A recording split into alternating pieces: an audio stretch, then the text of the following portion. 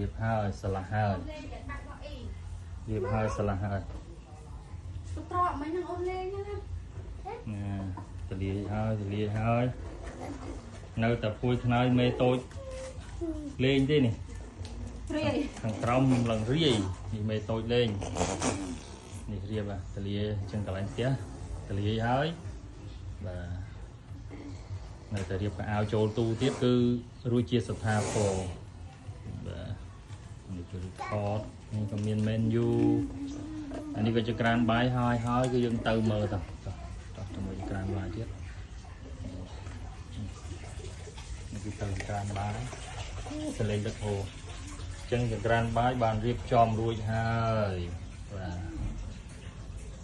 ចូលឡោះចូលលេអស់ហើយនេះចឹងរៀបហើយអូនៅខាងលើនោះទៀតហើយវ៉ាន់ញ៉ាំច្រើនណាចឹងរៀបហើយនេះរៀបហើយរួចរាល់ហើយនេះកន្លែង DJ show DJ នាងបាទរួចរាល់ហើយបងប្អូនយើងចឹងវីដេអូនេះអាចវែងបន្តិចហើយក៏សូមអព្យាស្រ័យបងប្អូនយើងណាហើយនឹងខ្ញុំគាត់ធ្វើម្ហូបឲ្យញ៉ាំទៀតហើយណាមកជូរខ្មែរតែគេហៅថាមកជូរយួនយួនក៏យួនចឹងហើយគេហៅថាមកជូរជាតិតែម្ដងឆ្ងាញ់ណាស់ម្ល៉េះនេះចឹងរួចរាល់ហើយលេងរញ៉ៃហើយសំខាន់ផ្ទះខ្ញុំវាកដោច្រើនពេកបាទកដោច្រើនឥឡូវនេះរៀបហើយអស់ហើយចឹងវីដេអូនេះមានតែប៉ុណ្្នឹងហើយក៏សូមអរគុណទៅដល់បងប្អូនយើងបាទសូមអរគុណដល់បងប្អូនយើង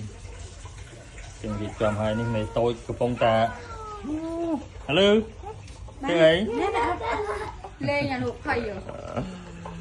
នេះតាយាខ្ញុំបាទលេងគឺវីដេអូមានតែប៉ុណ្្នឹងបាទញ៉ាំថ្ងៃហ្នឹងមេជុំភៅជូរឡំយួនឥឡូវខ្ញុំឆុងកាហ្វេញ៉ាំអូកាហ្វេសុខភាពទៀតកាហ្វេថ្ងៃខ្មៅបាទចឹងគឺញ៉ាំកាហ្វេទៀតចឹងនេះបងប្អូនមានណាមានអីវ៉ាន់ប៉ុណ្ណឹងហើយវីដេអូនេះរៀងវែងបន្តិចបាទចឹងគឺនឹងបង្ហាញឲ្យបងប្អូនយើងឃើញនេះគឺបន្ទប់ជួលខ្ញុំទេបាទជួយរៀបចំឲ្យវាស្អាតទលាយជួលបានបន្ទប់ធំបាទជួលបានបន្ទប់ធំមិនផ្ទះខ្លួនឯងនេះគឺបន្ទប់ជួលទេហើយជីវិតអ្នកធ្វើការគឺដូចបងប្អូនទៅក្រៅប្រទេសក៏យល់ពីអារម្មណ៍មួយនេះណាជីវិតយើងអ្នកដើរក្រៅប្រទេសជីវិតយើងស៊ីស្នូលគេអានេះគឺបាទនេះគឺខ្ញុំសិក្សារៀនសូត្រវ៉លថែនបាទគ្រូនឹងហើយនេះ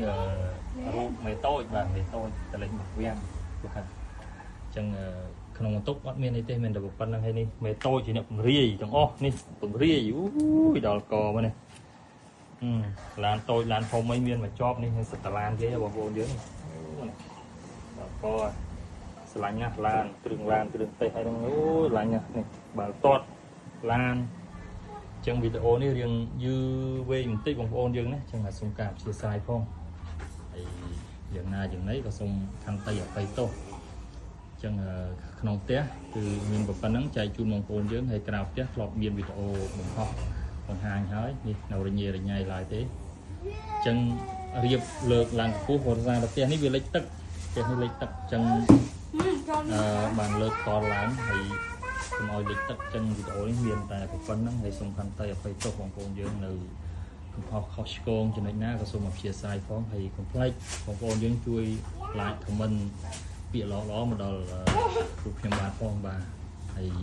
ដៃថ្មីខ្ញុំតែរៀនធ្វើទេបងប្អូនណាបាទចឹងអរគុណច្រើននេះមេតូចចាប់ដើមលេងបាល់ហើយបាទលេងបាល់ទៀតហើយហៅឡូលឺជំរឿនជាតិអនាគតនឹងជំរុញឲ្យទៅជាជំរឿនជាតិបងប្អូនយើងបាទអរគុណច្រើន